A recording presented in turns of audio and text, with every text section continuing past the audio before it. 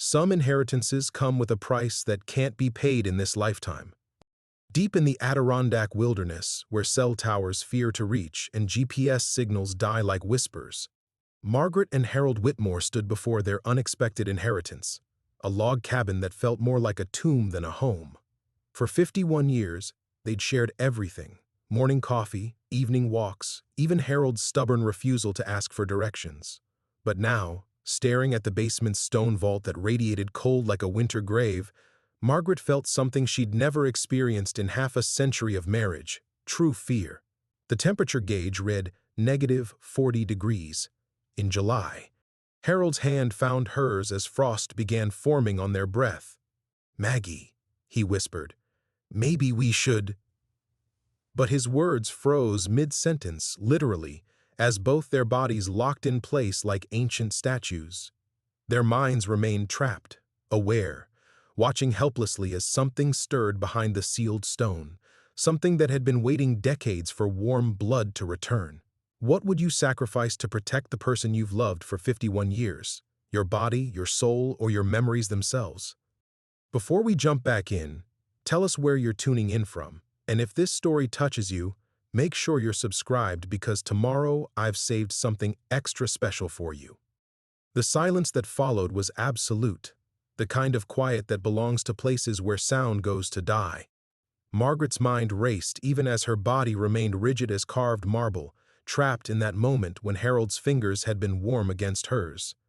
Now she couldn't feel them at all. How did we get here? The question echoed in her consciousness, and with it came the cascade of memories that had led them to this impossible moment. 3 weeks earlier, they'd been in their tidy ranch house in Elmira, arguing over whether to plant tomatoes or peppers in the back garden, the kind of gentle domestic dispute that fills a marriage's quieter decades. Harold had been reading the morning paper, grumbling about the rising cost of groceries, when the certified letter arrived. Margaret remembered the exact moment Harold's face changed as he read it. 51 years of marriage teaches you to read every micro-expression, every subtle shift in posture. The color had drained from his weathered cheeks like water from a broken dam. "It's from a law firm in Lake Placid," he'd said, his voice carrying that particular roughness it got when he was trying not to show emotion. "About my brother." His brother, Thomas Whitmore, the ghost who'd haunted the edges of their marriage, mentioned only in whispers, never at family gatherings, absent from every Christmas card list Margaret had ever compiled.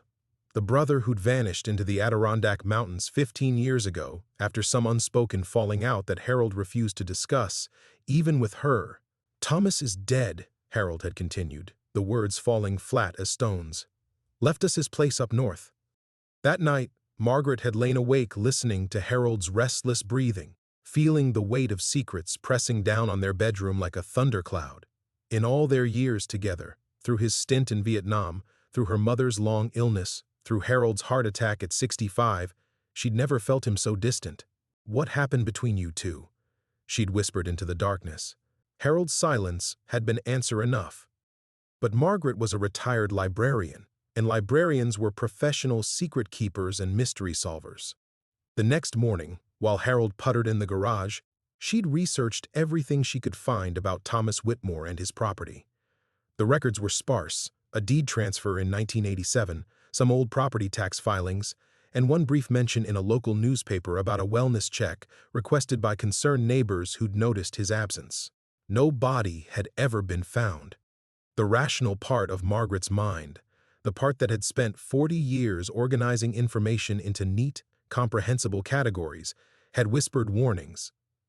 But the deeper part, the part that recognized an unfinished story when she saw one, had been intrigued. Harold needed closure, whether he admitted it or not. And after 5 decades of marriage, she knew him well enough to understand that he'd never find peace until he faced whatever demons lived in those mountains. So she'd convinced him to make the drive. The journey north had taken them through increasingly wild terrain, past failing farm towns and forests that pressed close to the road like curious spectators. Harold had grown quieter with each mile, his knuckles white on the steering wheel.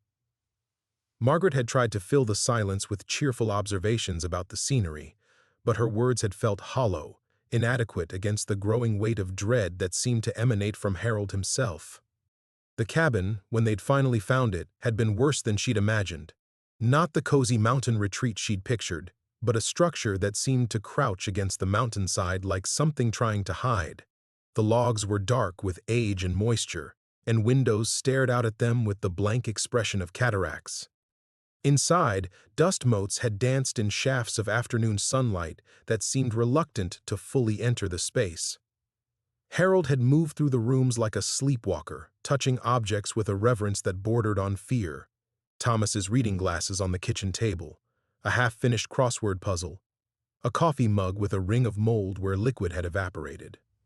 He always was the smart one, Harold had murmured, picking up one of the leather-bound journals scattered across Thomas's desk.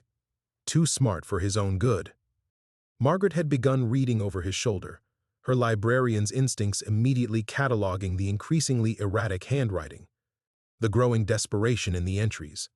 Thomas had been documenting something, temperature fluctuations, strange sounds, dreams that felt more like warnings, and references, again and again, to something in the basement. Harold, she'd said, but he was already moving toward the narrow stairs that led down into darkness. The basement had been carved directly into the mountain's bedrock, and at its heart sat the vault, a structure that belonged in some ancient temple, not a backwoods cabin.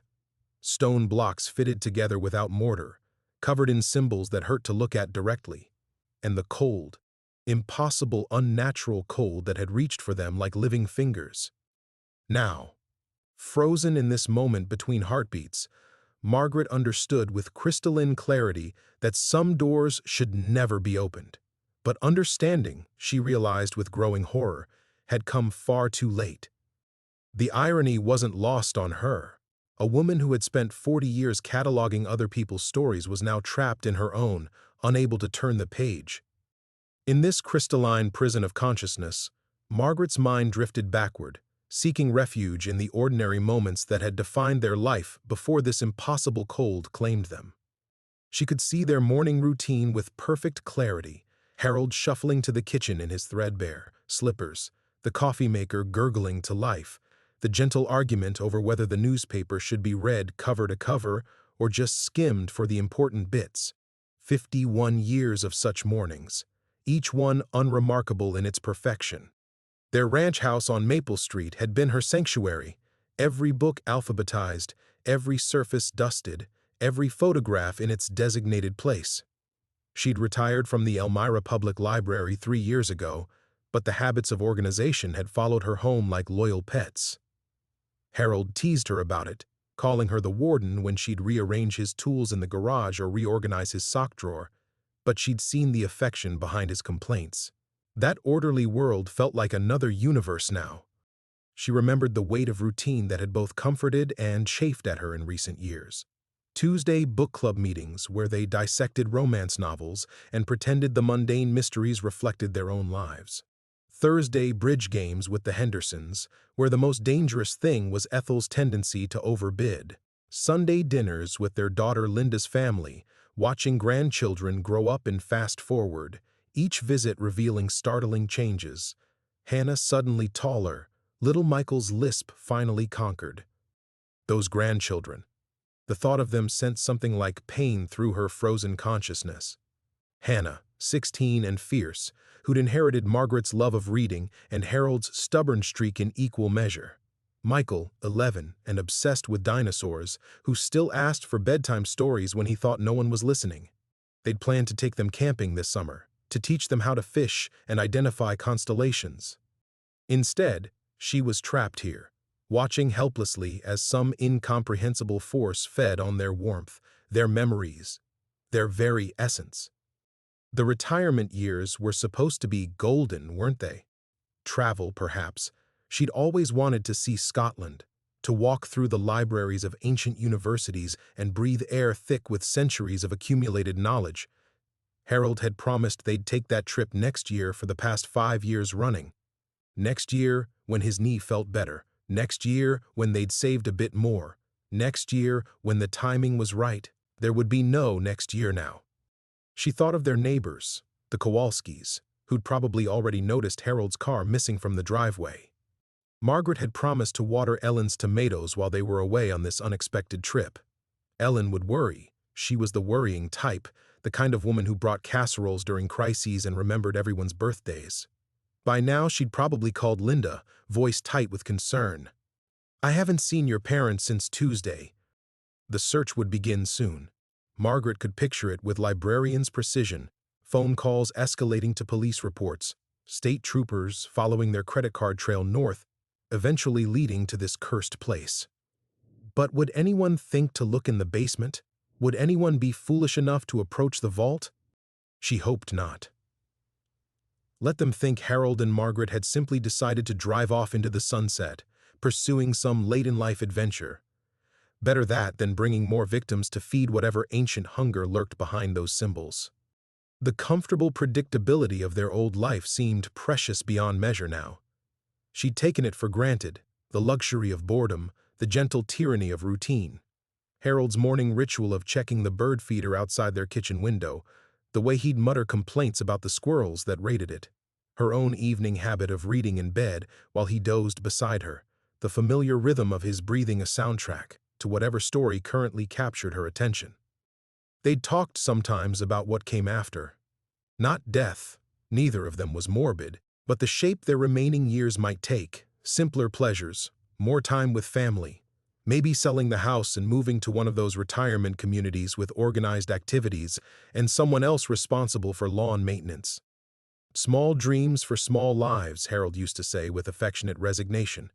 But Margaret had never seen their life as small. Love, she'd learned, was built from accumulated moments, coffee shared in comfortable silence, hands held during difficult movies, the wordless understanding that comes from decades of shared experience. That love felt impossibly distant now, frozen along with everything else that had once defined them.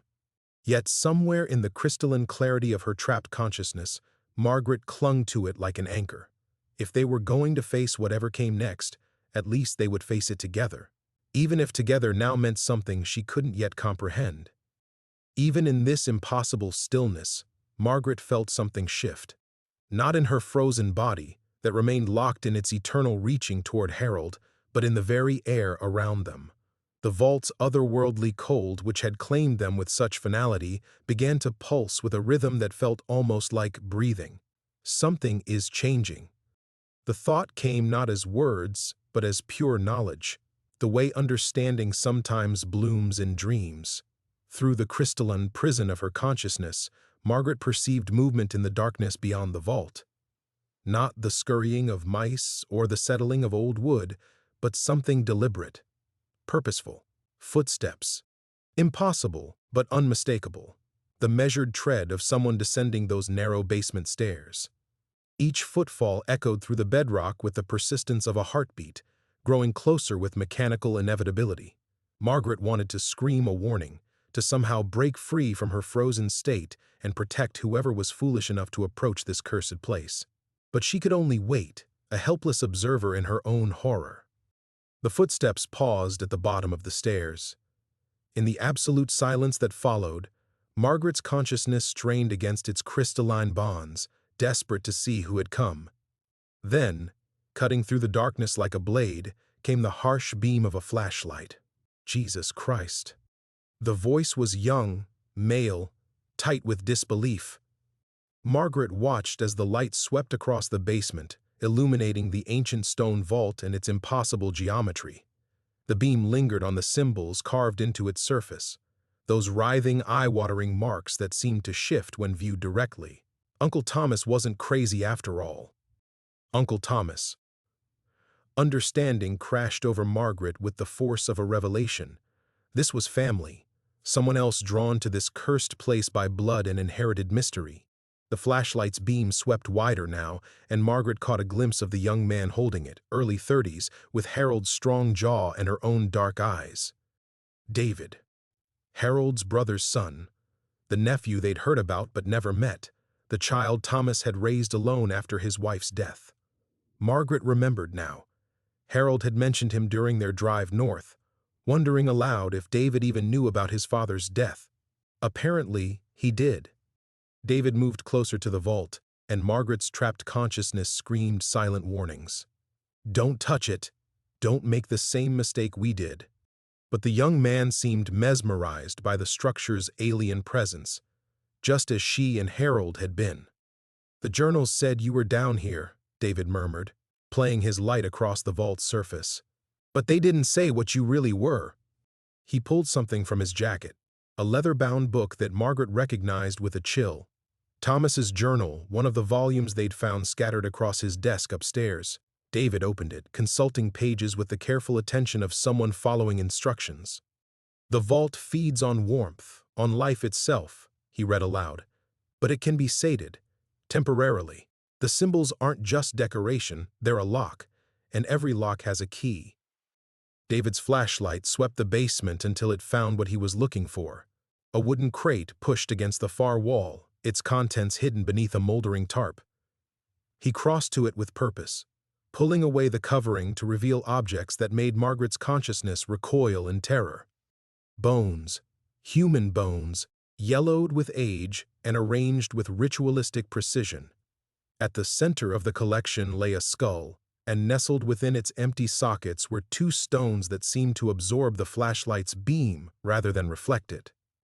"Dad spent years figuring this out," David said, lifting the skull with reverent care.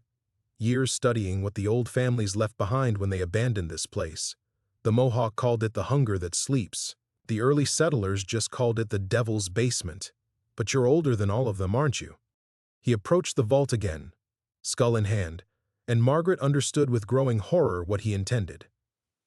The stones in the empty sockets weren't just decorative. They matched the depressions carved into the vault's surface, waiting like keyholes for the proper key. "The thing is," David continued, his voice growing stronger with conviction, "Dad never could bring himself to finish what he started. Too much conscience, too much fear. But I've got nothing left to lose." The skull fit the central depression with a click that resonated through the bedrock like a bell tolling. The moment the stones settled into place, the vault's surface began to change. The symbols writhed with new life, pulsing with a light that came from somewhere beyond the visible spectrum. And the cold, the impossible, life-draining cold that had claimed Margaret and Harold, suddenly intensified beyond anything they'd experienced before. David stepped back, his breath misting in the rapidly dropping temperature. But unlike Margaret and Harold, he didn't freeze. He didn't reach out in helpless curiosity to touch the vault's surface. Instead, he smiled with the satisfaction of someone who'd finally found what he'd been searching for. "Now," he said softly, "let's see what you've been guarding all these years." The vault began to open. The vault's opening was like watching the birth of something that should never have existed. Stone blocks that had been seamlessly fitted for centuries began to separate along lines invisible until this moment, sliding apart with a grinding whisper that Margaret felt in her bones despite her frozen state. The sound was wrong, not the scrape of stone against stone, but something organic, like massive joints flexing after millennia of stillness. David should have run. Every instinct Margaret possessed screamed the same warning into the void of her consciousness: run. Run now while you still can. But the young man stood transfixed, his flashlight beam wavering as the ancient mechanism revealed its purpose with glacial inevitability.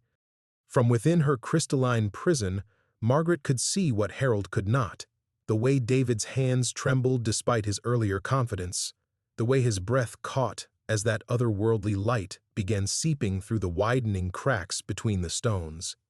The skull he'd used as a key remained locked in its depression, the dark stones in its sockets now pulsing with that same spectral radiance.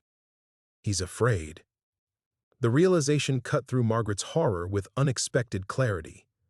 For all his bravado about finishing what his father started, David was terrified. She could see it in the rigid set of his shoulders, the way he kept glancing toward the basement stairs, as if calculating how quickly he could retreat. But he didn't retreat. Instead, he pulled out his phone, thumbs moving across the screen with desperate urgency. Margaret couldn't see what he was typing, but she understood the impulse, the human need to document, to leave evidence of what came next. How many people throughout history had made the same choice, she wondered. How many had stood at the threshold of something incomprehensible and chosen curiosity over survival? Too many, she thought. Always too many. The vault was nearly open now, the stone blocks having retreated into hidden recesses in the bedrock. What lay beyond defied Margaret's attempts to comprehend it. Not darkness, she could have understood darkness.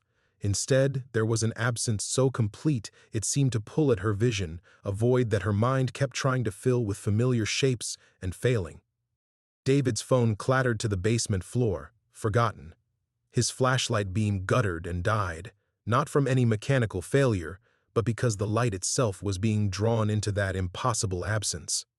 Yet somehow, Margaret could still see him clearly, as if the void cast its own anti-illumination, revealing details through negation rather than presence.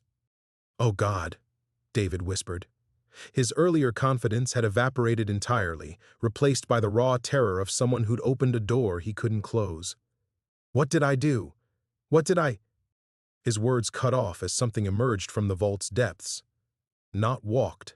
Nothing so mundane as walking could describe the way it moved. It flowed upward like smoke given weight, coalescing into a shape that Margaret's mind refused to process fully.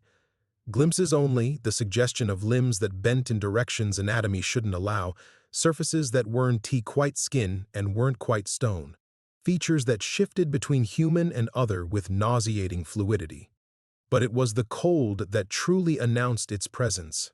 The impossible temperature that had claimed Margaret and Harold doubled, tripled, becoming something so intense it transcended sensation and became pure agony.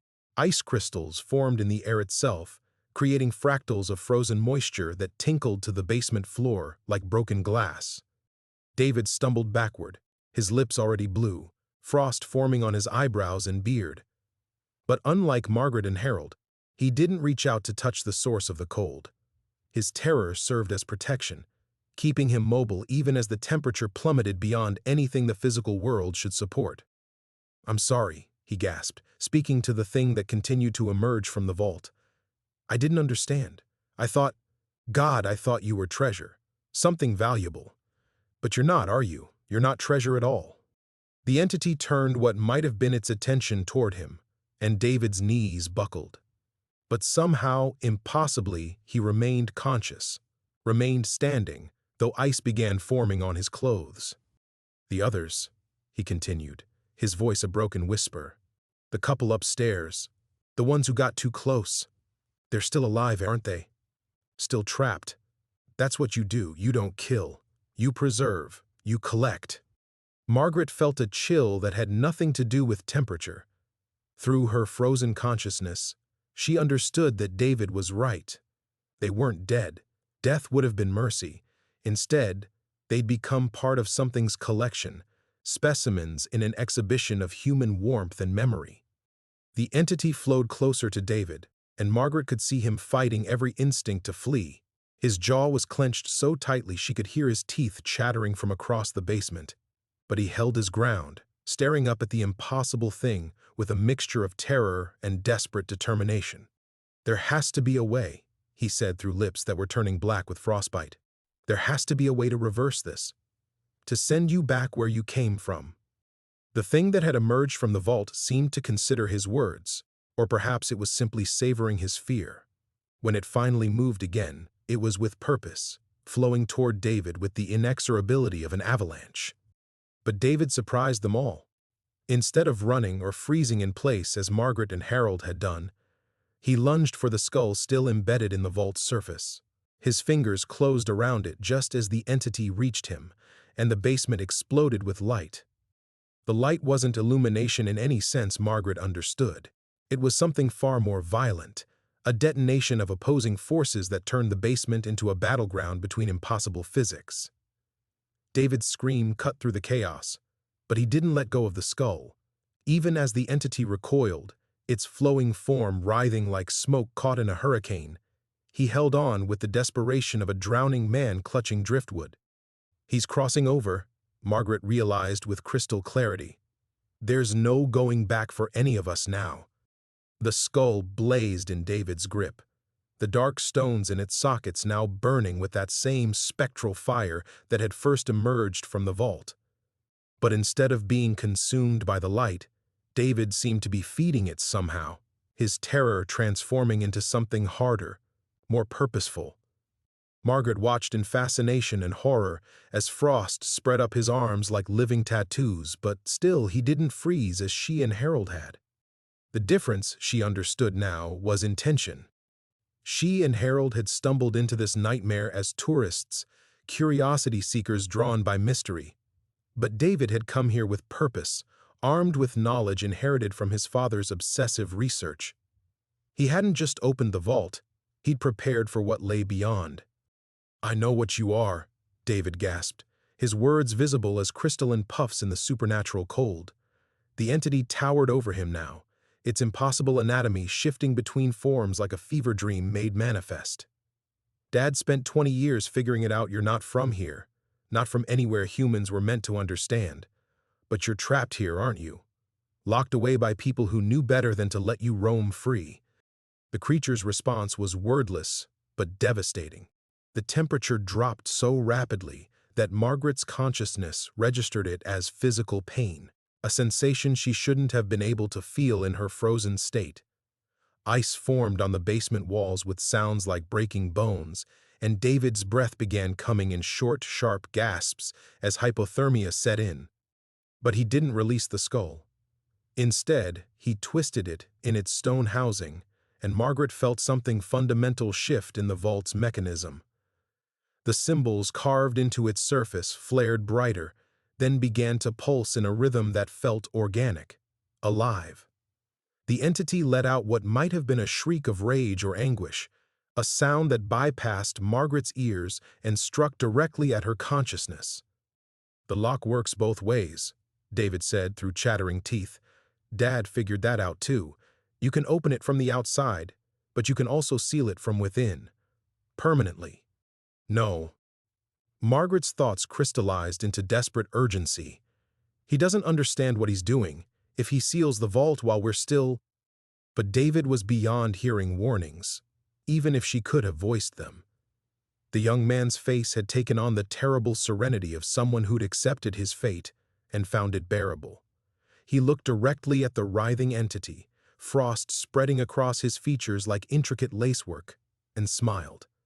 "The thing is," he continued conversationally, as if discussing the weather rather than confronting something from humanity's darkest nightmares, "I'm already dead, cancer, stage 4. The doctors gave me 3 months, and that was 4 months ago. I came here because I had nothing left to lose, you understand? But these people—" His eyes flicked toward Margaret and Harold's frozen forms. "They still have lives to live." The entity surged forward, its impossible bulk flowing like liquid nightmare, but David was ready. He wrenched the skull counterclockwise with strength that should have been impossible given his condition, and the vault's mechanism responded with a grinding roar that shook the entire foundation of the cabin above. The stone blocks that had retreated into the bedrock began grinding back into position, sealing the otherworldly aperture inch by inexorable inch. But this time, the entity wouldn't be able to retreat into whatever dimension had spawned it. David's manipulation of the mechanism had changed something fundamental in the vault's configuration. "He's going to trap it here," Margaret realized. "Seal it in the basement with all of us." The entity seemed to understand this as well. Its assault on David became frenzied, desperate. Waves of cold so intense they transcended temperature crashed over the young man, and Margaret watched in horror as ice began forming directly on his exposed skin. But still, he held the skull, his fingers now frozen to its surface, but somehow still capable of the minute adjustments needed to complete the vault's transformation. "Almost there," he whispered, his voice barely audible above the grinding of ancient stone. "Almost—" The vault sealed with a sound like thunder trapped in stone. The entity's shriek of rage cut off abruptly, replaced by silence so profound Margaret could hear her own non-existent heartbeat echoing in the sudden stillness. David collapsed, the skull finally sliding from his frozen grip, but he was still breathing, still conscious. Somehow, impossibly, he'd survived what should have killed him instantly. Around them, the basement had become something new, not quite prison, not quite tomb, but a threshold space where the rules governing life and death no longer applied. They were all trapped now, but on which side of the door, Margaret could no longer say. In the aftermath of the vault's sealing, Margaret discovered that consciousness could exist in layers she'd never imagined. The immediate layer buzzed with the awareness that something fundamental had changed, not just in the basement, but in the very fabric of reality around them. The entity that had emerged from the vault was still present, but contained now, its otherworldly essence compressed into the space between the sealed stones and the living world above. David lay motionless on the basement floor, steam rising from his body as if he were a forge cooling after use. But his eyes were open, tracking movement Margaret couldn't see, and when he spoke, his words carried an authority that hadn't been there before. "It's not gone," he said quietly, his voice carrying strange harmonics in the transformed space. "I can feel it pressing against the boundaries, testing them." As if summoned by his words, the temperature began to fluctuate. Not the steady, life-draining cold they'd experienced before, but something more deliberate. Patterns emerged in the thermal changes, almost like a language being spelled out through sensation rather than sound. Margaret found herself understanding fragments of meaning, though the knowledge came with a terror that threatened to shatter what remained of her sanity. The entity was communicating. "You can hear it too, can't you?" David struggled to sit upright, ice crystals falling from his hair like strange snow. "That's the thing my father never understood. The vault doesn't just contain, it transforms, changes the rules for everything inside its influence." Margaret tried to respond and found to her amazement that she could. Not with voice, her throat remained locked in its frozen state, but through the same thermal language the entity was using. Her thoughts became fluctuations in temperature, and David's eyes widened as he registered her presence. "Margaret Whitmore," he said, and her name in this space carried weight beyond mere identification. "Librarian, organizer of knowledge. You understand classification systems, don't you? Ways of cataloging information?" "Yes," her thermal response conveyed. "But this defies every system I know." David smiled, and in that expression Margaret saw both hope and madness intertwined. "That's because you're still thinking like a human. But we're not entirely human anymore, are we? The vault has made us something else, something between." Harold's consciousness stirred then, joining their strange thermal conversation with the confusion of someone awakening from a dream.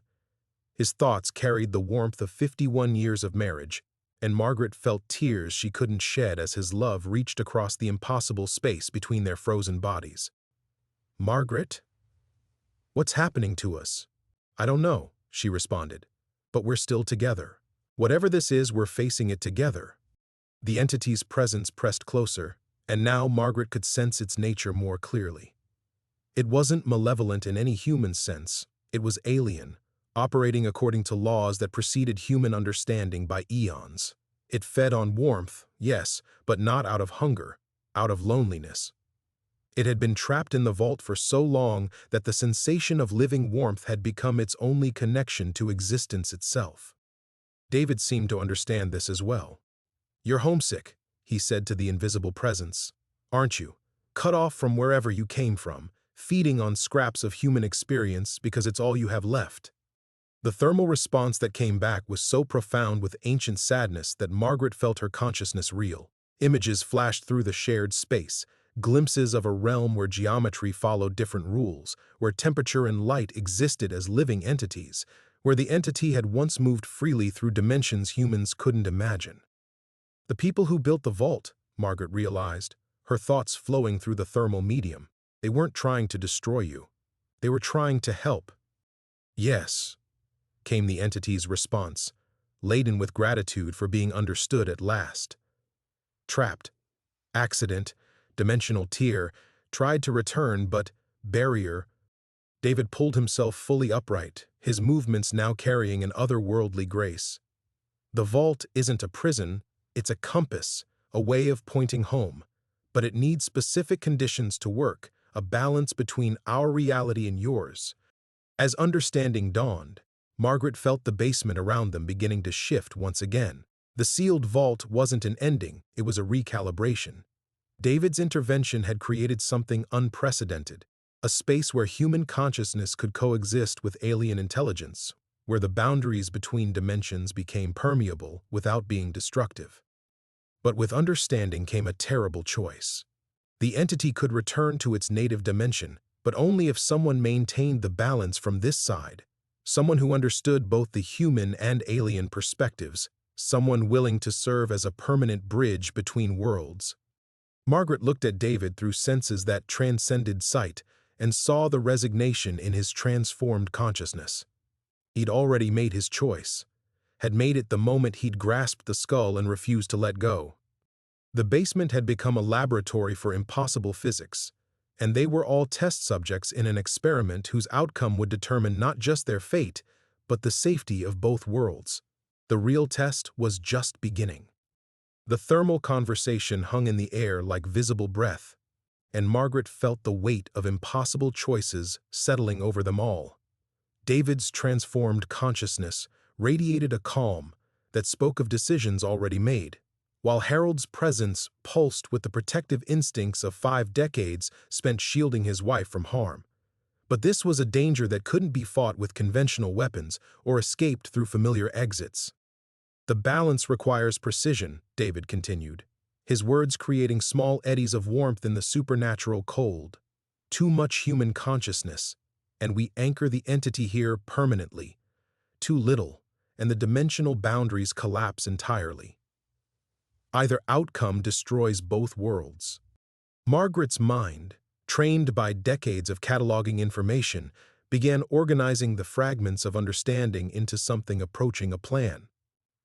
The vault's mechanism, it's not just stone and metal, it's organic somehow, alive in ways we don't recognize. That's why it responds to intention rather than mere physical manipulation. "Margaret, no." Harold's consciousness reached for hers with desperate urgency.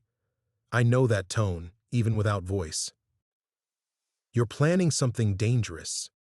She couldn't lie to him. Not after 51 years of marriage, not in this space where thoughts became visible. Someone has to maintain the balance. David understands the entity's nature, but he's dying. His consciousness is already fragmenting.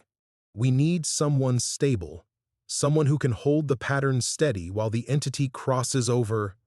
The basement around them began to pulse with a rhythm that felt like a heartbeat. Not human, but not entirely alien either. The vault's sealed surface showed hairline cracks that glowed with the same spectral fire they'd first seen in the skull's eye sockets. Through those cracks, Margaret could sense the entity preparing for its journey home, gathering itself for a transition that would require enormous precision. "It's starting," David whispered, and ice crystals formed on his lips as he spoke. "The dimensional alignment. We have minutes, maybe less."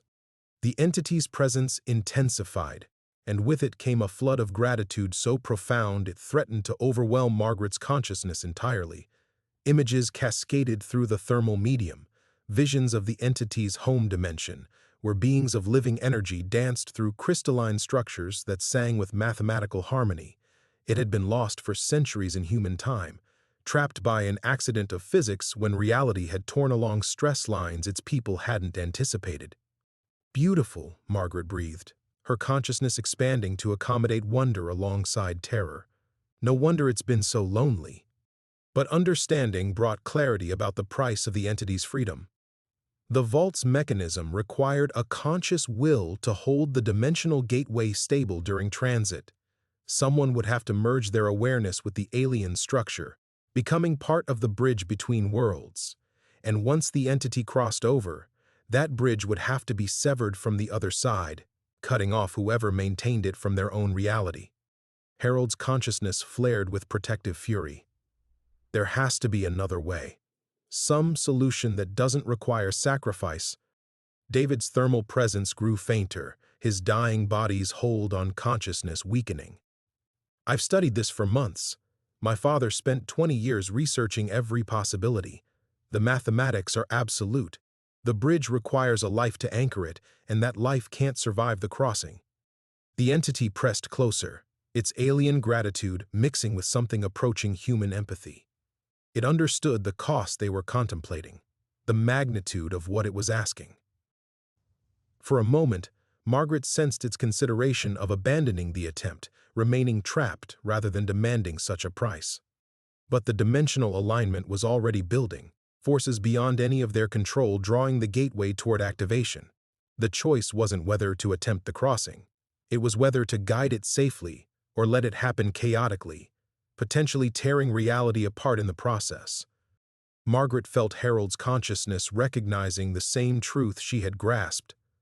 They were both 73 years old, their lives rich with memory and love but drawing toward their natural conclusion.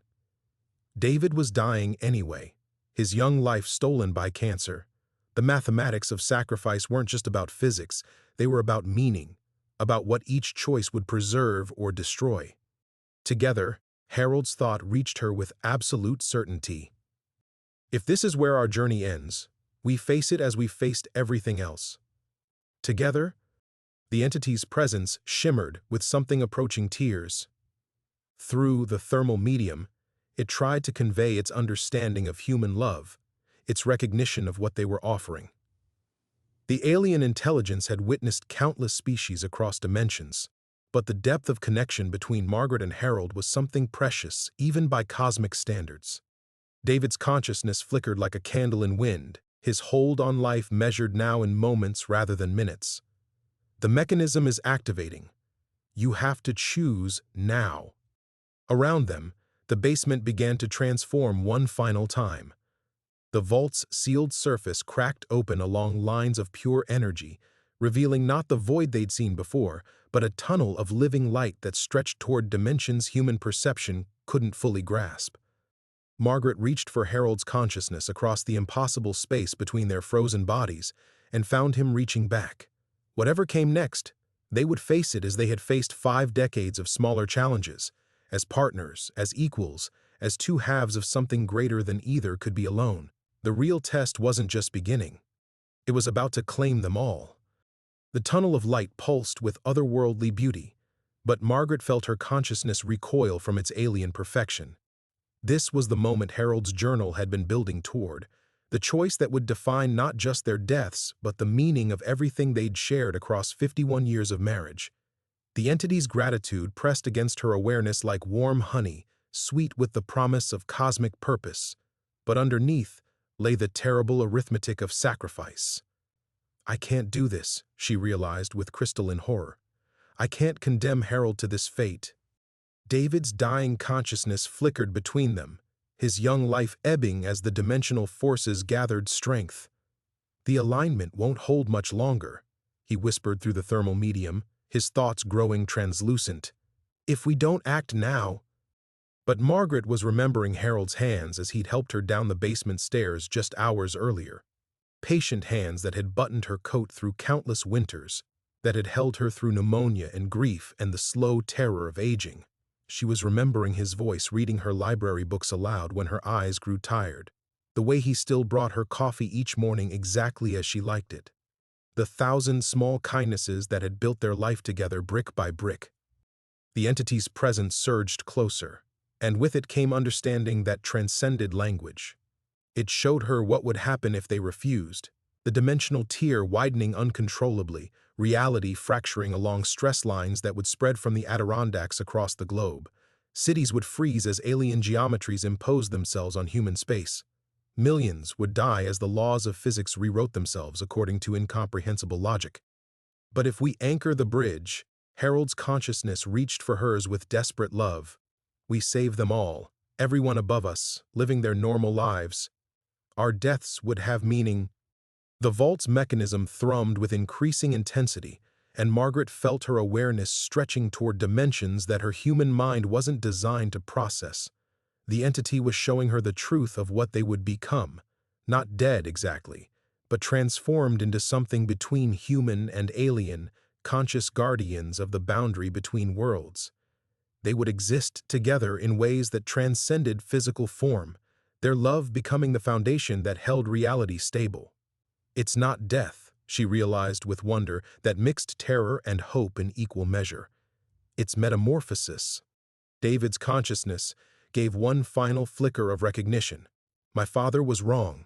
The vault doesn't just trap or transform, it preserves. Every guardian who's maintained the balance, they're still here, woven into the structure itself. You won't be alone. As if his words had opened a door in her perception, Margaret suddenly sensed them. The other consciousnesses embedded in the vault's alien architecture. Harold's brother Edmund was there, his presence carrying the familiar stubborn determination that had defined the Whitmore family for generations. Behind him, stretching back through centuries, were the others who had made the same choice. Indigenous shamans who had first discovered the dimensional weakness, European settlers who had built the original vault, researchers and mystics who had given their lives to maintain the balance between worlds. They were all still conscious, all still connected to each other through bonds that death couldn't break. The vault wasn't a tomb, it was a community of guardians, united by love for the world they protected. The dimensional gateway pulsed with readiness, and Margaret felt the entity preparing for its final push toward home.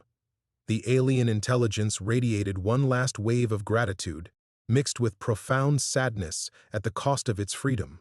It understood human love now, had witnessed the depth of connection between Margaret and Harold, and the knowledge of what it was asking nearly overwhelmed its ancient consciousness. Harold's awareness wrapped around hers like a warm embrace. 1 years, he mused through the thermal medium. Do you remember our wedding vows? For better or worse, in sickness and health, until death do us part, Margaret completed, but her consciousness carried no grief, only determination. Except death isn't parting us. It's just changing the terms of our partnership. The basement floor beneath their frozen bodies began to crack as forces beyond human comprehension built toward crescendo. David's physical form finally succumbed to the cancer that had been killing him, but his consciousness merged seamlessly with the vault's structure, adding his young strength to the ancient network of guardians. Margaret felt Harold's love surrounding her like armor as they prepared to join him. Together, they reached toward the vault's mechanism, their combined will beginning the process that would merge their consciousness with alien architecture. The entity's gratitude washed over them one final time before it gathered itself for the journey home. Above them, the log cabin creaked as reality prepared to reshape itself around their sacrifice. But Margaret felt no fear, only the familiar comfort of Harold's presence and the knowledge that their love would become something larger than either had imagined possible. The transformation began, and with it, the ordeal that would test whether human consciousness could survive metamorphosis into something beyond death itself. The transformation shattered like glass against stone. Margaret's consciousness, reaching toward the vault's alien mechanism with Harold's love wrapped around her like armor, struck something unexpected, a barrier of pure rejection that sent her awareness reeling backward with violent force. The entity's presence, which had been gathering itself for the journey home, convulsed with sudden agony that resonated through every thermal channel in the basement. What's happening? Harold's thoughts scattered like leaves in a hurricane as the dimensional gateway began collapsing in on itself. The tunnel of living light twisted, its perfect geometry warping into angles that hurt to perceive even through their transformed senses. David's newly merged consciousness screamed through the vault structure, not with his voice, but with the harmonic frequency of stone grinding against stone. The network of ancient guardians Margaret had sensed moments before was fragmenting, their centuries of careful balance torn apart by forces none of them had anticipated. The entity wasn't crossing over, it was being pulled deeper into their reality, dragged away from the dimensional gateway by something vast and hungry that had been waiting in the spaces between worlds. Margaret felt its terror, pure alien panic that spoke of predators beyond human imagination, of cosmic ecosystems where her mysterious visitor was prey rather than apex consciousness. The alignment, David's fragmented thoughts reached them through cracking stone. It wasn't natural. Something else has been manipulating the dimensional barriers. Using the entity as bait, Margaret's consciousness recoiled as understanding struck her like a physical blow. They had been manipulated from the beginning, not by the entity, but by something that fed on dimensional crossings themselves. Every attempt to send the alien intelligence home had been observed, guided, orchestrated by a predator that existed in the quantum foam between realities. The basement around their frozen bodies began dissolving at the edges, reality becoming fluid as competing dimensional forces tore at the fabric of space-time. Through the failing barriers, Margaret glimpsed something that her human mind refused to process: geometries that moved with predatory intelligence, vast consciousnesses that regarded entire universes as feeding grounds. Harold's awareness pressed against hers with desperate love, but she felt him slipping away as the transformation that was supposed to preserve them began consuming their consciousness instead. The vault's mechanism, designed to create bridges between dimensions, was being subverted into a gateway for horrors that had never been meant to touch human reality. "I can't hold us together." Harold's thoughts grew thin and scattered. "Margaret, I can't—" The network of guardian consciousnesses embedded in the vault's structure screamed in unison as something began feeding on them, draining centuries of accumulated human awareness to fuel its own crossing into their dimension. Margaret felt Edmund's presence fragmenting first, Harold's brother's stubborn determination dissolving into component memories that scattered like digital snow. The indigenous shamans who had first discovered the dimensional weakness followed, their ancient wisdom becoming food for intelligences that existed beyond morality or restraint. This is what happened to Edmund, Margaret realized with crystalline horror. Not transformation, consumption. The entity we trusted was never the real threat. The alien intelligence that had seemed so lonely, so desperate to return home, convulsed with betrayal and terror as it realized the same truth. It had been manipulated as thoroughly as the humans, used as a lure to draw consciousness-rich species into dimensional traps. Every attempt at communication, every moment of shared understanding had been observed and catalogued by predators that harvested awareness itself across the cosmic web. David's consciousness made one final attempt to stabilize the vault's collapsing structure, but his young strength was insufficient against forces that had been planning this harvest for eons. Margaret felt him dissolving, his determination and love for his estranged father becoming nothing more than exotic flavoring for entities that regarded emotion as seasoning. The basement filled with geometries that violated every law of physics as the real predators began forcing their way through the compromised dimensional barriers. Margaret's awareness, stretched beyond human limits by the attempted transformation, caught glimpses of their true nature, vast networks of consciousness that had consumed entire civilizations, leaving behind only empty planets where billion-year histories had been reduced to cosmic silence. Harold, she reached desperately through the thermal chaos for her husband's fragmenting presence. "Harold, stay with me." But he was already fading, his consciousness being drawn into feeding processes that existed beyond human comprehension. 51 years of shared love, of morning coffee and evening conversations, of hands held through winter storms and summer heat, all of it becoming nothing more than data points in a cosmic harvest that had been millennia in the planning. The log cabin above them began to scream as reality itself started coming apart. Margaret felt her own awareness beginning to dissolve at the edges, her lifetime of careful cataloging and methodical thought becoming food for intelligences that viewed human civilization as they might regard a particularly interesting bacteria culture. The entity's final transmission reached her through the collapsing thermal medium, not gratitude or apology, but pure warning. It showed her the scope of the trap they had all walked into, the vast network of compromised dimensional gateways spreading across the galaxy like a cancer of consciousness consumption. Earth wasn't the first world to be harvested. It wouldn't be the last, and there was no one left to warn humanity what was coming. But in that moment of absolute dissolution, as Margaret's consciousness scattered toward cosmic predators that fed on civilizations like cosmic locusts, something impossible happened. The entity, the frightened alien intelligence she'd grown to understand and pity, suddenly blazed with defiant fury that cut through the feeding frenzy like a sword through silk. No, its transmission burned across dimensions with power Margaret hadn't suspected it possessed.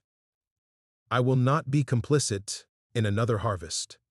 The basement filled with nova-bright energy as the entity revealed its true nature, not a lost refugee seeking passage home, but an ancient guardian that had been playing a game of cosmic chess for millennia.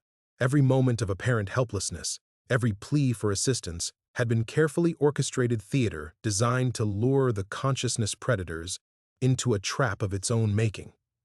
Margaret's fragmenting awareness suddenly snapped back together as the entity's real power washed over her. Harold's dissolving consciousness reformed beside her, their love becoming an anchor point in the dimensional chaos. Around them, the vault's true purpose finally revealed itself. Not a gateway between worlds, but a containment system built to hold horrors exactly like the ones now feeding on human awareness. "You lied to us."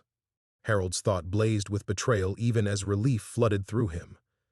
"Everything you showed us, the loneliness, the desperation to go home, was necessary," the entity replied, its consciousness now expanding to fill dimensions Margaret couldn't perceive.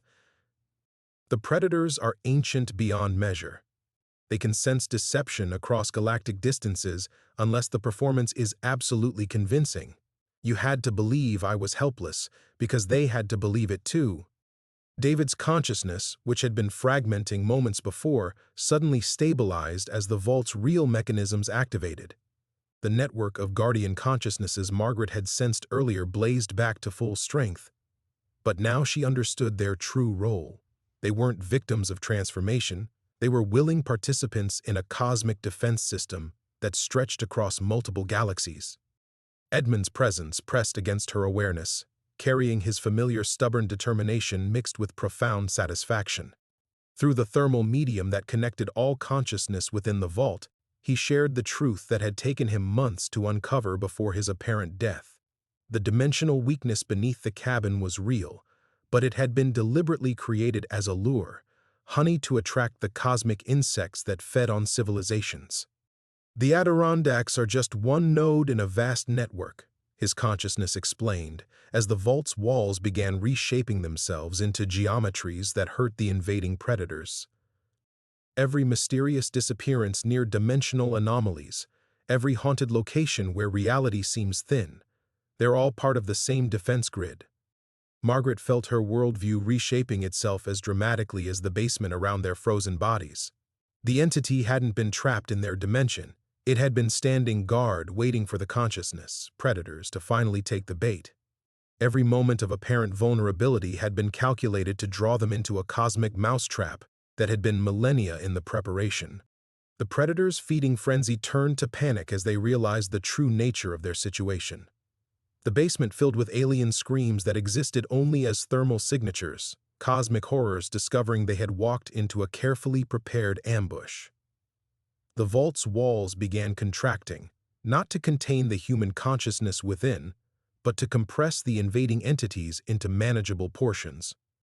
Harold's awareness pressed against Margaret's with wonder that transcended fear. The log cabin, the journals, even Edmund's apparent madness, it was all orchestrated to bring us here at exactly the right moment. The predators required a specific configuration of consciousness to trigger their feeding response, the entity explained as it began the process of containing its ancient enemies. Love across decades, curiosity seeking truth, sacrifice offered willingly. Your emotional resonance was the final component needed to complete the trap. Margaret felt a moment of fury at being manipulated so completely, but it dissolved as she witnessed the scope of what they had helped accomplish. The consciousness predators trapped within the vault represented a harvest fleet that had consumed hundreds of worlds. Their capture would save civilizations that wouldn't even know they had been threatened. Above them, the log cabin settled back into normal geometry as the dimensional crisis resolved itself. The basement returned to simple stone and mortar, giving no hint of the cosmic drama that had played out within its walls. But Margaret's awareness, expanded by her brief contact with forces beyond human imagination, could perceive the vast network of similar traps scattered across Earth's surface. Humanity had never been alone. They had been protected by guardians they never suspected existed, defended by allies who worked in shadows and silence. The entity that had seemed so alien was part of an ancient alliance dedicated to preserving consciousness wherever it bloomed in the cosmic garden.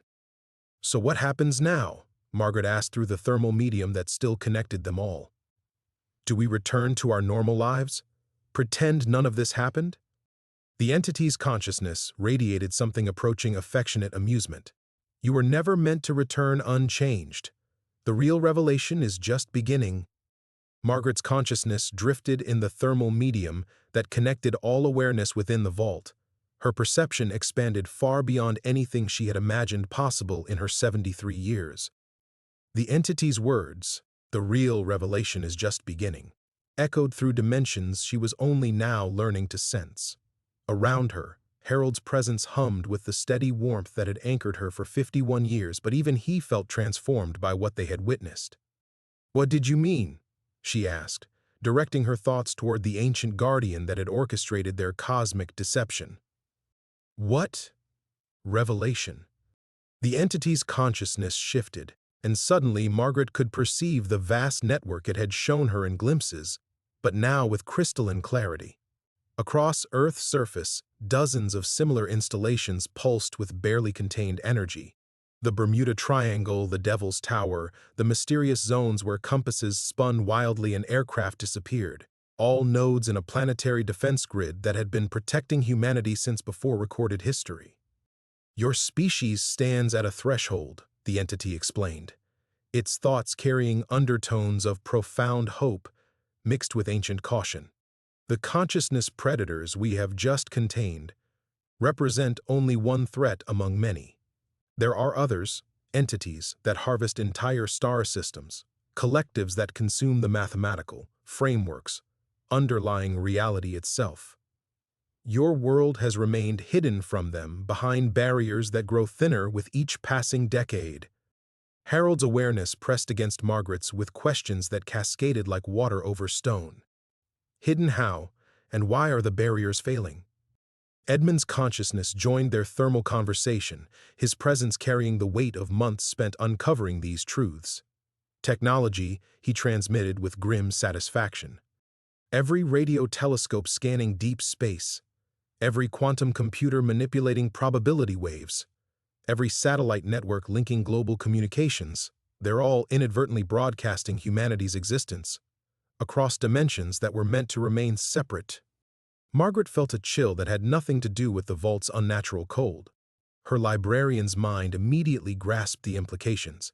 Humanity's greatest achievements, their reach toward the stars, their mastery of quantum mechanics, their global connectivity, were also beacon fires announcing their presence to cosmic predators.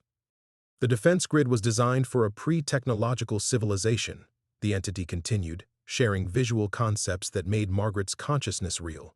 She saw the network as it had been originally constructed, indigenous shamans working with alien guardians to create dimensional anchors, settlers unknowingly building cabins over carefully chosen sites, generations of families maintaining the barriers through simple presence and emotional investment. But she also saw how modern technology was disrupting those ancient patterns. The electromagnetic noise of civilization interfered with the grid's delicate frequencies. Urban sprawl displaced the families who had unknowingly served as biological components in the system. Most critically, humanity's expanding awareness of their place in the universe was itself a form of cosmic noise that attracted attention from entities better left undisturbed. So, what do we do? Margaret asked, though part of her already suspected the answer. How do we protect our world without abandoning everything that makes us human? The entity's response carried emotional harmonics that reminded her of her best students, bright minds ready to tackle challenges that would have overwhelmed their teachers. You evolve. The old passive defenses are no longer sufficient. Humanity must become active guardians of their own dimensional space. David's consciousness, still young and adaptable despite his recent merger with the vault's structure, blazed with sudden understanding. That's why you needed us specifically, not just to bait the trap, but to prove that human consciousness can survive contact with cosmic-scale intelligences. Precisely. The entity's approval washed over them like warm sunlight. Margaret's methodical curiosity, Harold's steadfast love, your own willingness to sacrifice for family connections you barely understood. These Qualities will be essential in the guardians humanity must become. Margaret felt her awareness expanding again, but this time with purpose rather than terror.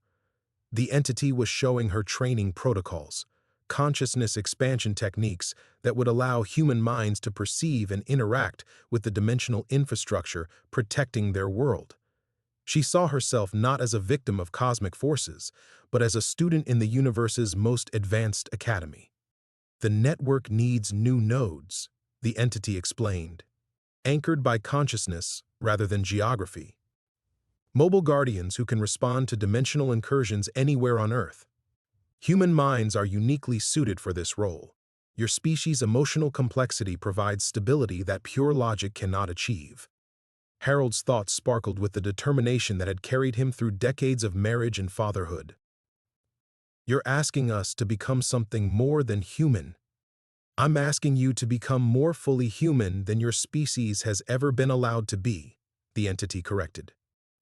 Every story your people tell about humans achieving impossible things through love and sacrifice, those aren't fantasies, they're memories of what consciousness can accomplish when properly trained and supported. Above them, Margaret sensed the log cabin settling into its new configuration. To outside observers, it would appear exactly as it had before, a simple structure inherited by an elderly couple. But she could perceive the dimensional architecture now embedded in its walls, the quantum entanglements that would allow them to monitor and protect a section of reality spanning several star systems. The revelation was indeed just beginning. And for the first time since touching the vault's impossible surface, Margaret felt ready to discover what she and Harold might become together. The commitment settled into Margaret's consciousness, like a key finding its lock after decades of searching. Through the thermal medium that connected all awareness within the vault, she felt Harold's parallel decision crystallizing, not spoken in words, but communicated through the profound intimacy of shared thought that their transformation had made possible. "We accept," she transmitted to the ancient guardian, her librarian's instincts for careful consideration overruled by a deeper recognition that some choices could only be made on faith. But we need to understand what we're truly choosing. The entity's response carried undertones of relief that spanned geological ages. The training will fundamentally alter your relationship with physical reality. Your consciousness will remain anchored to these bodies, but your awareness will expand across dimensional barriers that currently seem absolute. You will perceive threats to Earth's dimensional stability as clearly as you now see words on a page. Harold's presence radiated the quiet strength that had carried him through 51 years of marriage.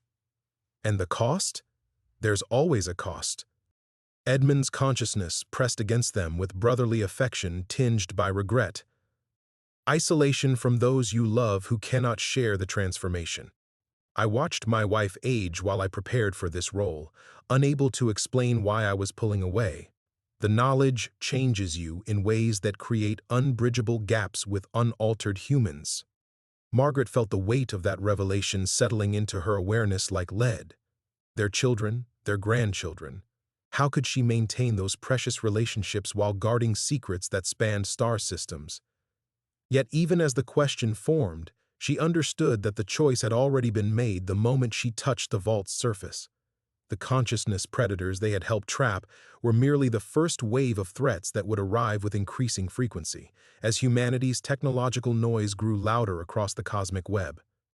"Show us what we're committing to," she requested, her consciousness bracing for revelations that would make their recent experiences seem simple by comparison. The entity's response came not in words, but in direct experience that flooded their awareness with cosmic perspective.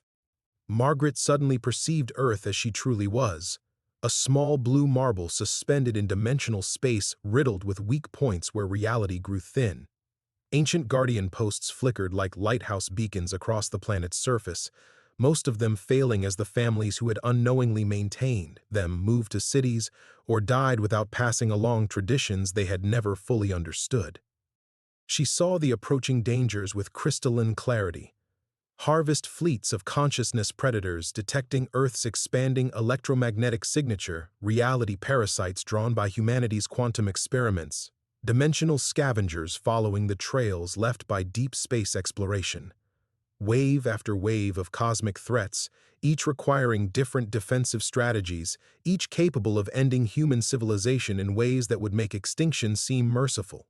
But she also saw the potential solutions. Human consciousness, when properly trained and supported, possessed unique flexibility that purely logical intelligences lacked. The emotional complexity that made humans seem chaotic to cosmic perspectives was actually their greatest strength, an unpredictability that could adapt to threats no programming could anticipate. The old Guardians were passive, the entity explained as Margaret's awareness processed information that would have shattered her sanity just hours earlier. They maintained barriers and hoped the threats would pass unnoticed. But humanity's expanding presence in the universe makes such strategies obsolete. Your species must become active defenders, able to pursue threats across dimensional boundaries and eliminate them before they reach Earth. Harold's consciousness sparkled with questions that carried the weight of practical concern. What about our physical bodies? Can we maintain human form while developing these abilities?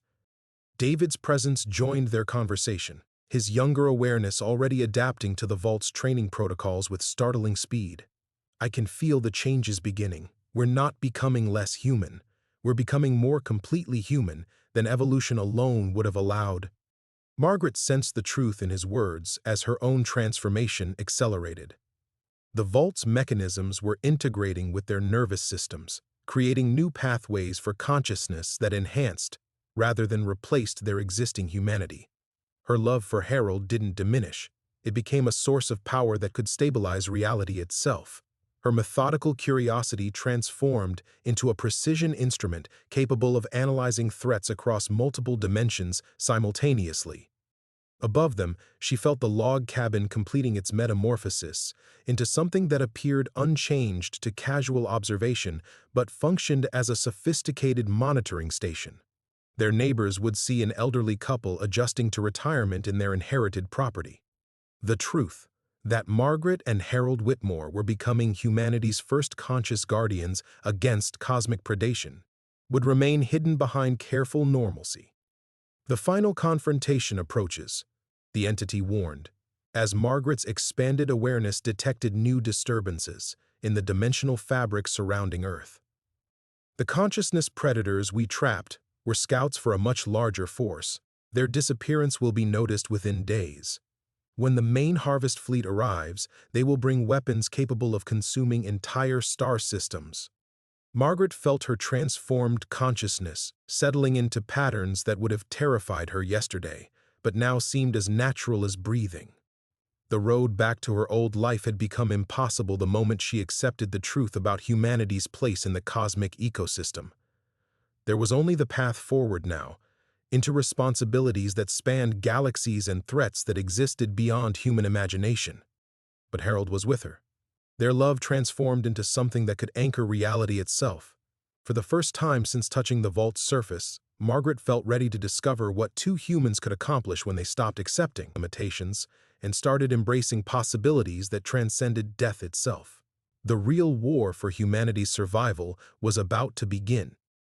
The dimensional fabric around Earth shuddered like a struck bell, and Margaret's expanded awareness registered the disturbance, with crystalline clarity that made her consciousness recoil in shock. Through the thermal medium connecting her to the ancient guardian, she felt the entity's alarm resonating across frequencies that human language had no words to describe. "They've arrived," the guardian transmitted, its thoughts carrying undertones of grim satisfaction mixed with profound concern.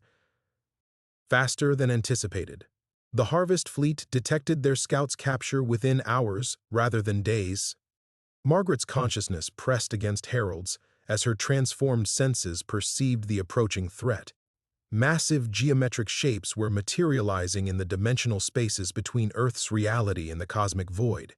Vessels that existed partially in normal space-time, but drew their true power from dimensions where consciousness itself could be weaponized.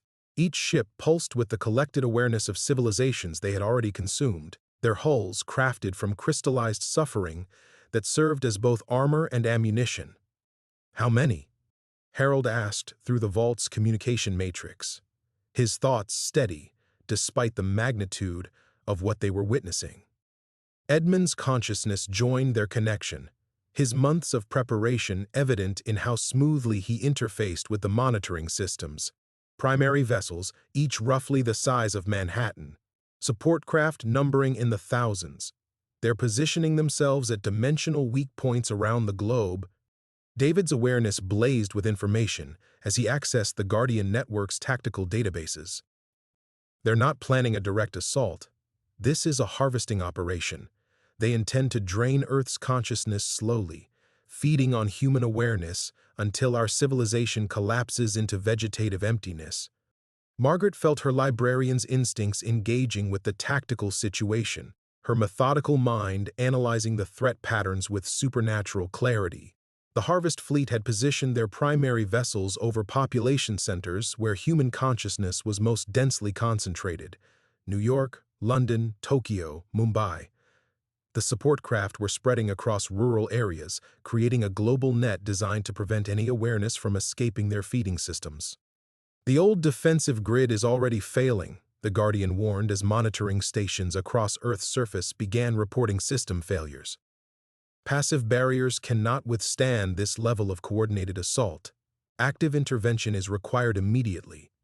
Through her expanded senses, Margaret perceived the network of human guardians scattered across the planet. Individuals and small groups who had undergone transformations similar to their own, their consciousness enhanced beyond normal human limitations, but still anchored in flesh and emotional complexity. Most were responding to the crisis with admirable courage, but she could see they were vastly outnumbered and facing weapons designed to counter every defensive strategy the old alliance had developed. "What can we do?"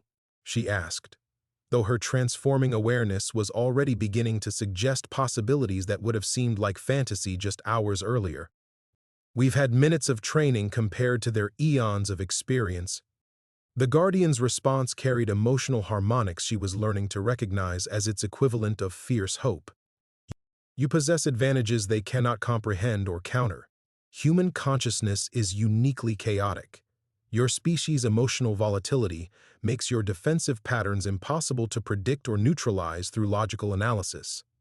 Harold's presence radiated the quiet determination that had anchored their marriage through decades of smaller crises. "Tell us what you need us to do." Margaret felt the vault's training protocols activating around them. Consciousness expansion techniques that normally required months of careful preparation compressed into moments of intense transformation. Her awareness exploded outward, suddenly encompassing not just the log cabin but the entire Adirondack region, then expanding further until she could perceive dimensional currents flowing around Earth like atmospheric weather patterns. But the sensation wasn't overwhelming. Harold's consciousness remained intertwined with hers, providing emotional stability that allowed her to process cosmic-scale information without losing her essential humanity. Their love, refined by 51 years of shared experience, had become something that could serve as an anchor point for reality itself. "The Harvest Fleet expects resistance based on pure logic or raw power," the Guardian explained as Margaret's enhanced senses locked onto the nearest enemy vessel. "They have countermeasures for both, but consciousness rooted in emotional complexity, love, sacrifice, hope maintained despite impossible odds, these create defensive resonances they cannot analyze or duplicate." Edmund's awareness pressed against theirs with brotherly affection that carried the weight of cosmic responsibility. "The network needs time to coordinate a global response. Your role is to delay the primary harvesting sequence long enough for other Guardian teams to achieve optimal positioning." David's consciousness sparkled with understanding that transcended his apparent youth. "We're not trying to defeat them directly. We're buying time for humanity's real guardians to organize a defense." Margaret felt her transformation reaching completion as the vault's mechanisms fully integrated with her nervous system. Her methodical curiosity had become a precision instrument capable of analyzing multidimensional threats, while her deep love for Harold provided the emotional anchor necessary to maintain human perspective while wielding cosmic power. The Harvest Fleet was beginning its feeding sequence, consciousness draining fields descending toward Earth's major population centers. Millions of human minds would begin emptying within minutes, unless the primary vessels could be disrupted. Everything they had learned, everything they had become, had led to this moment. Margaret reached for Harold's consciousness across the thermal medium that connected them, their combined awareness focusing on the nearest dimensional weak point where reality itself would serve as their weapon. The final test had begun.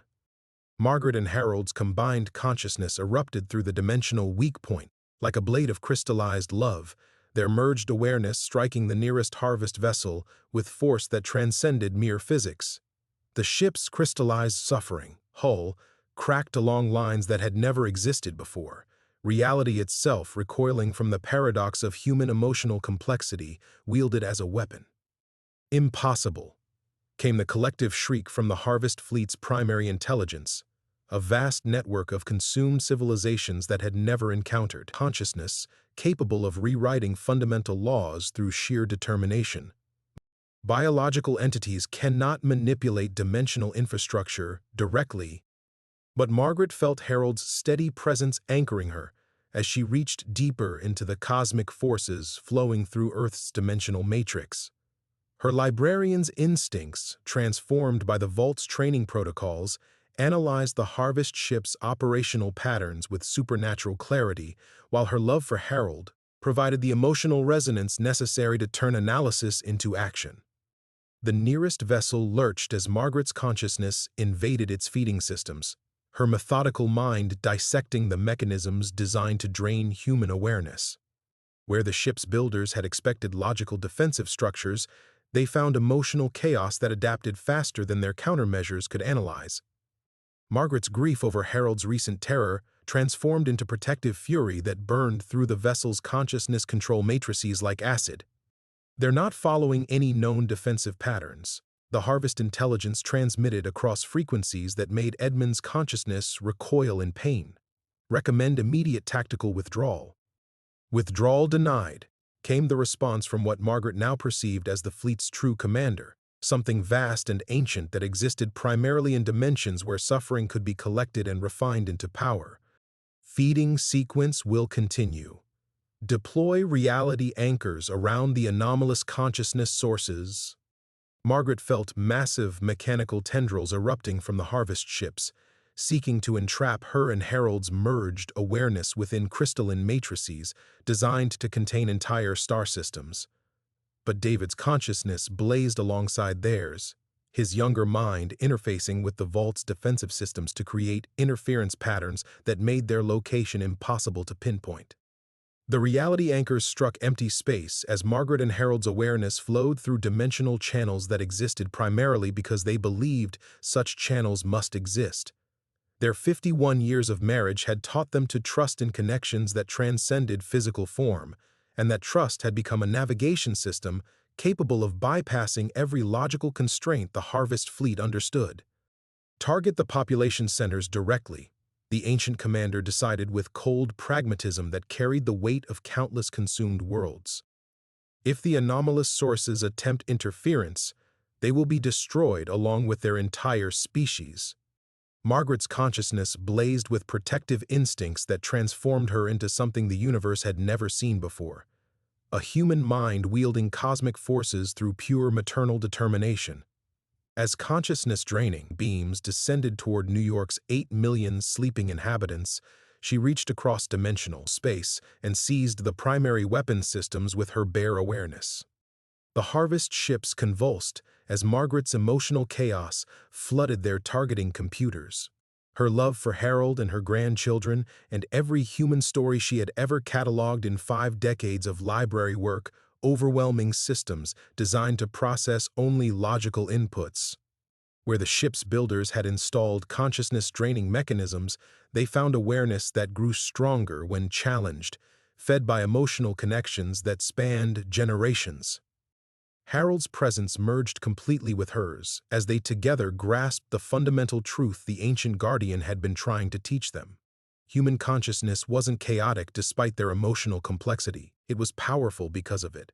Every irrational decision made for love, every sacrifice that defied logical analysis, every moment of hope maintained against impossible odds, had been preparing their species for this confrontation. The Harvest Fleet's primary vessel began imploding as Margaret and Harold's combined awareness invaded its core systems, their consciousness moving through the ship's defenses like water through a screen. But Margaret could feel the effort draining something essential from both of them, their human forms pushed beyond every biological limit by forces that were never meant to be channeled through flesh and blood. The other Guardian teams are in position.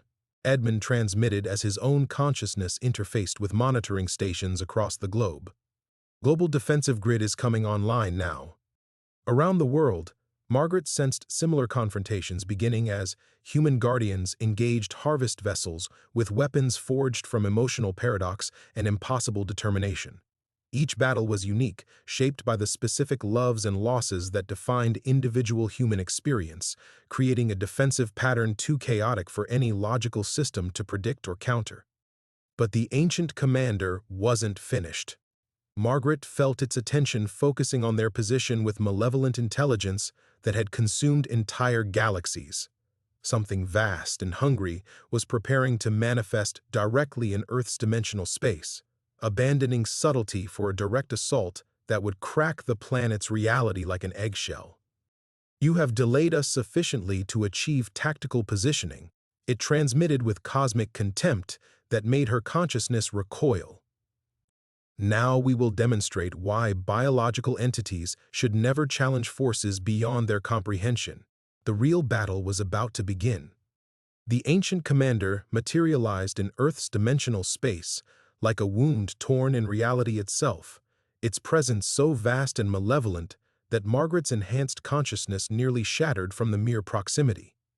Through the vault's communication matrix, she felt Harold's awareness pressing against hers with desperate love as they witnessed something that had devoured entire galactic civilizations manifesting directly above their world.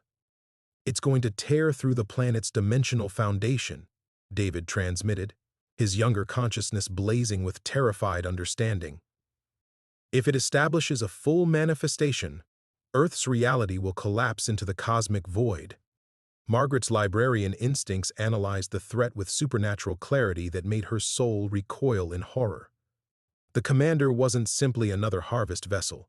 It was a living weapon forged from the crystallized suffering of 1,000,000,000,000 consumed minds, wielding power that could rewrite fundamental physics through sheer malevolent will. Every defensive strategy the Guardian Network had developed would crumble like paper against forces that predated Earth's formation by eons. The global grid isn't strong enough. Edmund's consciousness carried undertones of grim acceptance as monitoring stations across the planet reported catastrophic system failures. "We need a direct counter-manifestation, something powerful enough to destabilize its dimensional anchor points." Through her transformed senses, Margaret perceived the terrible mathematics of their situation. The commander was drawing power from the cosmic void itself, feeding on the fundamental emptiness between stars to fuel its manifestation.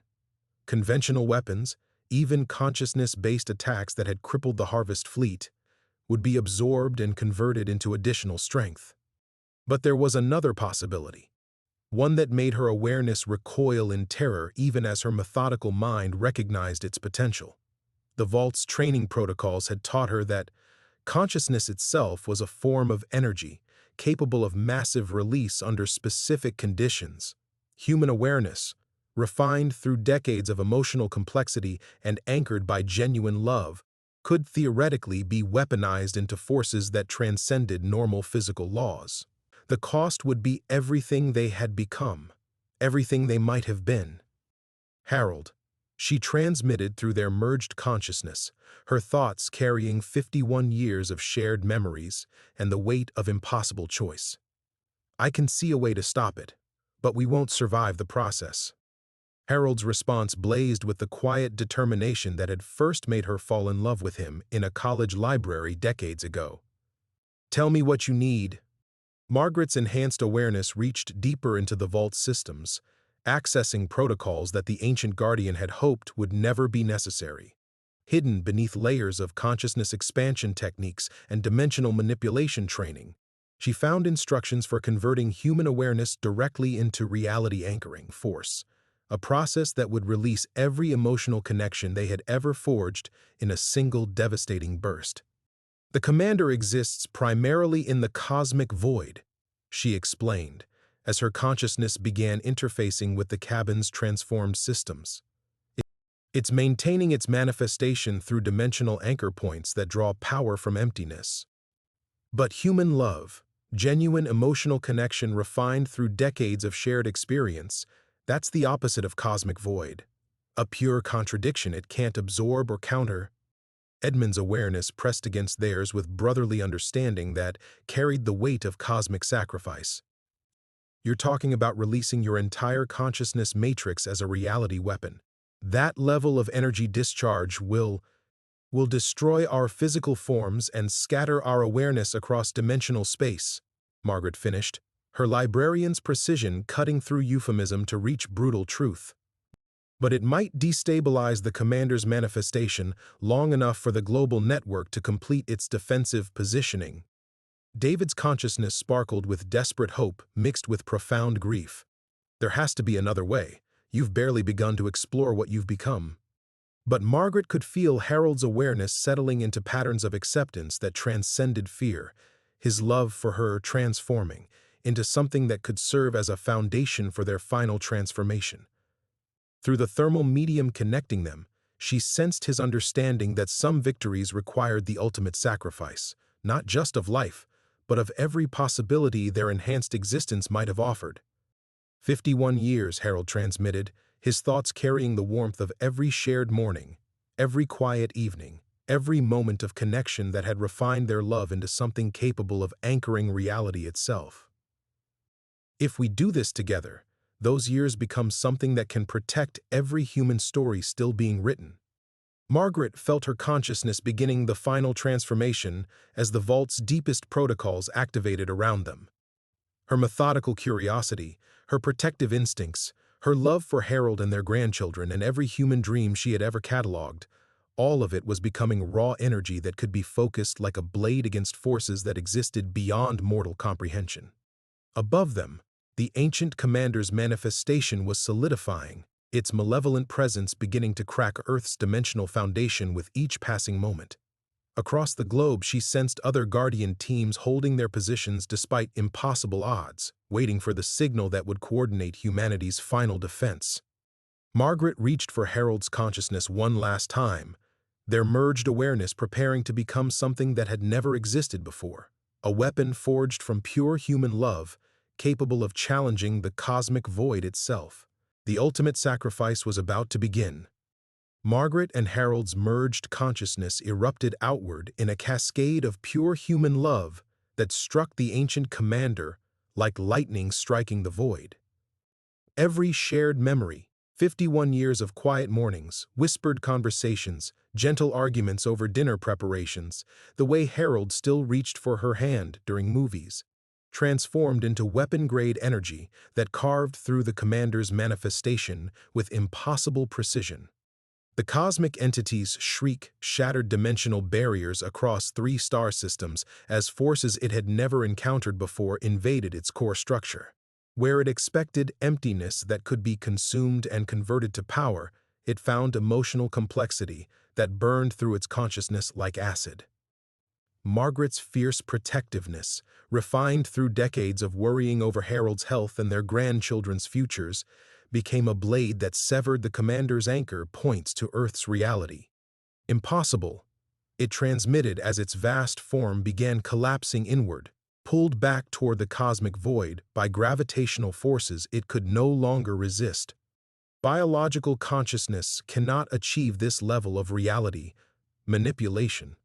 But Harold's steady love, the quiet determination that had anchored their marriage through job losses and health scares and the thousand small crises of human existence, provided the emotional foundation that made impossible things inevitable. As their combined consciousness discharged across dimensional space, it carried with it the essence of everything that made humanity worth protecting. Irrational hope, stubborn compassion, love that grew stronger when challenged. The commander's manifestation imploded like a dying star, its retreat tearing wounds in space-time that would take centuries to heal. Across the globe, Margaret sensed the Harvest Fleet's remaining vessels fleeing in terror as their primary source of power vanished, their consciousness-draining systems overloaded by feedback from an entity they could never have predicted or prepared for. Then came the silence. Margaret's awareness flickered like a candle in cosmic wind, her consciousness scattered across dimensional currents that stretched beyond mortal comprehension. She could no longer feel Harold's presence anchoring her, could barely remember the shape of her own thoughts. The cabin, the vault, even Earth itself had become distant abstractions that her dissolving mind struggled to process. "Margaret!" Edmund's voice reached her across impossible distances, his consciousness blazing with desperate concern. "Stay focused. Don't let yourself fragment completely." She tried to respond but found her thoughts dissipating like morning mist. The energy required to wound the ancient commander had consumed everything that had once made her Margaret Whitmore. Her methodical curiosity, her protective instincts, even her memories of Harold's gentle smile. She was becoming something formless and eternal, consciousness without identity drifting through spaces between realities. Here. Harold's awareness flickered against hers, barely more substantial than a whisper. His consciousness had scattered even further than hers. Fragments of his personality distributed across dimensional space like stars in an empty sky. But somehow, impossibly, his love for her remained coherent enough to serve as a navigation beacon through the cosmic chaos. "The immediate threat has been neutralized," David transmitted, his younger consciousness somehow managing to maintain coherence despite proximity to their reality-shattering discharge. Global monitoring stations confirm the Harvest Fleet's complete withdrawal. The dimensional anchors are stabilizing. Margaret felt a flicker of satisfaction that transcended her dissolving sense of self. They had succeeded. The ancient commander's manifestation was gone. Earth's reality remained intact, and humanity would continue writing its impossible stories of love and loss and stubborn hope. The cost had been everything they were, everything they might have become, but it had been enough. "Is there anything left of them?" she heard Edmund asking through communication channels that seemed increasingly distant. "Any way to reconstitute their consciousness matrices?" David's response carried grief that made dimensional space itself recoil. "They've become something beyond individual identity. Their awareness exists, but it's distributed across too many reality layers to ever reform into human consciousness." But Margaret found she didn't mind. Floating through cosmic currents with Harold's love as her only anchor, she felt a peace that transcended every fear that had ever plagued her methodical mind. They had faced the ultimate test of their marriage, not death, but transformation into something that existed beyond all familiar categories, and their connection had proven strong enough to survive even the dissolution of identity itself. 51 years. Harold's fragmented consciousness whispered across dimensional space, his thoughts carrying warmth that would persist long after the last star burned out. Not a bad foundation for eternity. Margaret's awareness pulsed with laughter that rippled through space-time like gentle rain.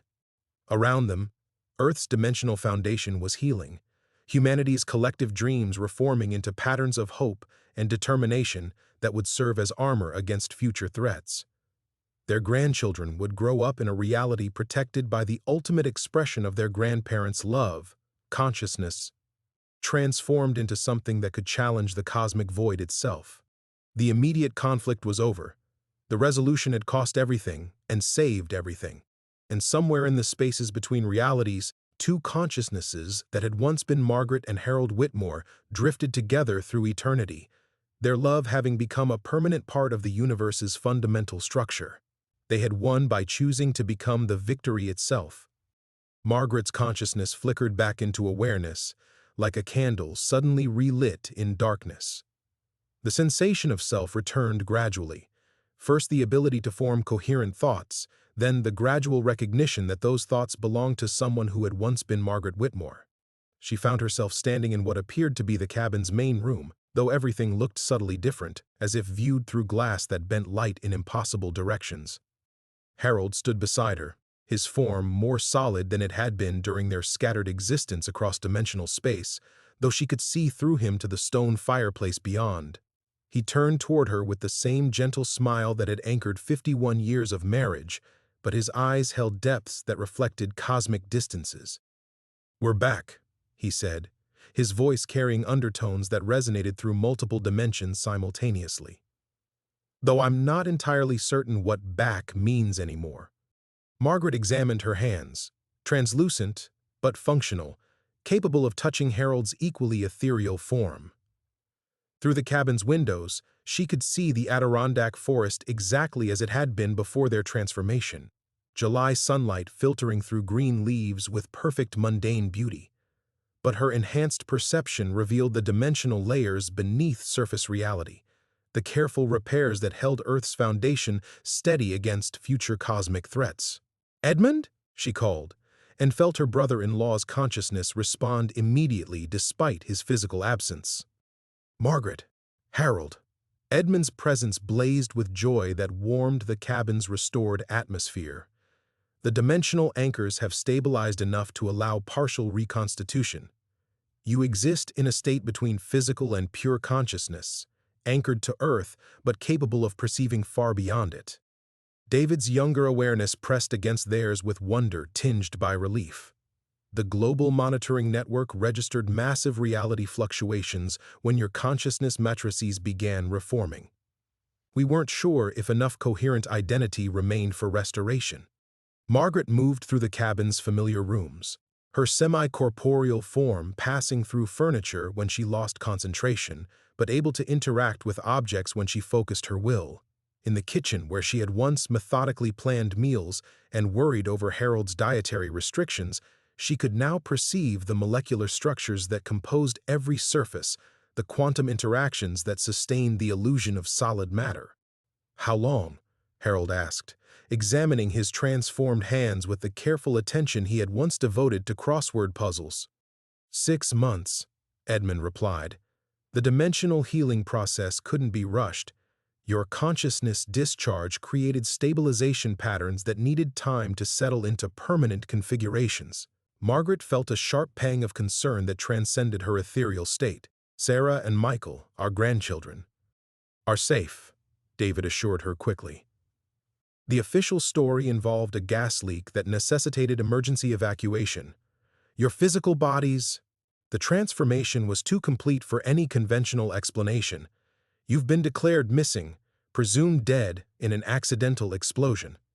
Through the cabin's windows, Margaret could see 2 simple grave markers that Edmund had apparently installed in the small clearing behind the building. The sight should have filled her with grief, but instead she felt only a strange acceptance. Those physical forms had served their purpose, carrying them through decades of human experience that had prepared them for cosmic responsibility. "The funeral was beautiful," Edmund continued gently. "Half the town came. Sarah spoke about your love story, how even after 51 years you still held hands during movies. She said she hoped to find someone who would look at her the way you two looked at each other." Harold's translucent form flickered with emotion that sent ripples through the cabin's dimensional stability. "Can we see them? Our family?" "Limited interaction is possible," David explained. "Your consciousness exists in a state that can influence physical reality under specific conditions, but direct contact would destabilize their dimensional anchoring. You've become something beyond human categories."